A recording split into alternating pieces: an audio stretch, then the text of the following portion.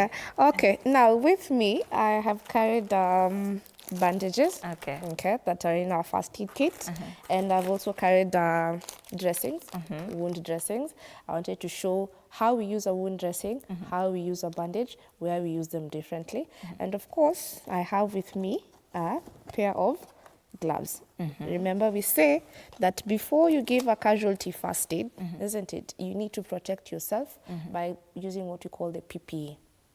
Okay, so we're going to look at also how to wear our gloves. Gloves. Yes. There's a way to wear gloves as well. There's a way to wear gloves. Take us through it. Yes. So we start with or first we talk about okay, tell us about the step-by-step bit first. dealing. You know, I'm a responder at a scene of accident. What do I need to do first? Somebody would panic as the first thing, or maybe scream. But somebody who is trying to offer help, what is the first thing to do? Okay. As a first aider or as a first responder, whenever you're responding to any incident, the first thing you need to do is to ascertain your own safety. Okay? So that means standing back and assessing the situation and asking yourself, realistically, am I in a position to help in this situation? If you find that you're panicking or you're not in a position to help, then it's as simple as taking your phone and calling for help. Because that is the most important bit that we forget. Calling for help is also part of offering first aid. Once you have ascertained that the scene is safe and you have now approached your casualty, we have what we call the priorities of life. Priorities of life are what we consider in a casualty and what we consider first. And we refer to them as the ABCs of life. Okay? So very quickly, if I can go through them. Yes. A stands for airway. Okay, so airway is what we call njia ya hewa. It starts from the nose, connects to the mouth, goes all the way to the lungs. What do we need to do with the airway of our casualty? We need to open the airway. And opening the airway is as simple as tilting their head backwards. So if you find someone who's lying on the ground, they are unconscious, then you need to tilt their head backwards. That way you have opened their airway. If someone is talking to you, then definitely their airway is open. So we move on to the B, which is breathing. We need to confirm that our casualty is breathing. And how do you do that? It's as simple as you're going to see the chest or the stomach of the casualty is rising and falling. Okay, so if you see that, then it means that your casualty is breathing. Again, if someone is talking to you, then they are definitely breathing. Okay, so let's move on to C. C stands for circulation.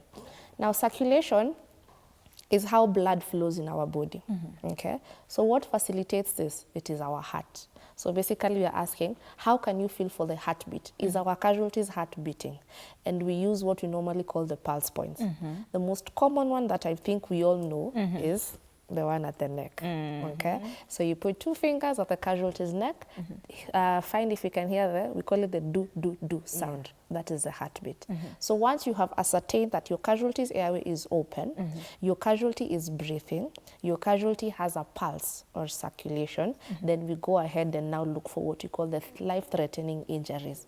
Life-threatening injuries are the injuries that will kill your casualty very quickly. Okay, and top of the list, we always start with bleeding. So look for any bleeding on your casualty and then stop the bleeding. So again, if you come across a casualty at the scene of an accident, just go through your ABCs. Is their airway open? Is my casualty breathing? Does my casualty have a pulse? From there, I now move on to the bleeding. Where can I find the bleeding? Wherever you find the bleeding, it's as simple as applying pressure. Okay, and then call for help if help has not already been called. And remember, once you check the ABCs, you do not leave your casualty and move. After every 10 minutes, you need to keep on ascertaining that their airway is still open, that they are still breathing, and they still have a pulse. And then now that's where we say, if breathing disappears or the pulse disappears, be ready to start CPR. And you're talking about the one that we all know, which is of course here on the neck, but there's one that we see being done on the hand. what is the difference between the one for the hand and for the neck? Now, the one for the hand, mainly we use it on a conscious casualty. Conscious casualty means you're talking to me, I'm talking to you, you're talking to me back. You're responsive, you're talking to me, you're conscious. So if I want to check for your pulse, I'll check it at the wrist. The one at the neck, mostly we check it for an unconscious casualty. Why? Because this is our strongest pulse, and it is always the last one to disappear. Okay, so we say you can start from here, but if you don't find it here, because this one disappears very quickly, then quickly come to the neck. Yes, but that is the difference, conscious and unconscious. Ah, interesting. Now, when you talk about after of course performing the ABCs of life, then one needs to move forward and stop the bleeding. But does applying pressure automatically stop that bleeding? Or how do we stop bleeding? Very good. Now, when we are talking about major bleeding, there are 3 ways in which we can stop bleeding. Number 1, we talk about pressure or direct pressure. Number 2, we talk about what we call packing. Now, packing is used for wounds that leave a cavity. A good example is a gunshot wound. We need to pack the wound. And then number 3, we talk about a tourniquet. Now, a tourniquet is used when direct pressure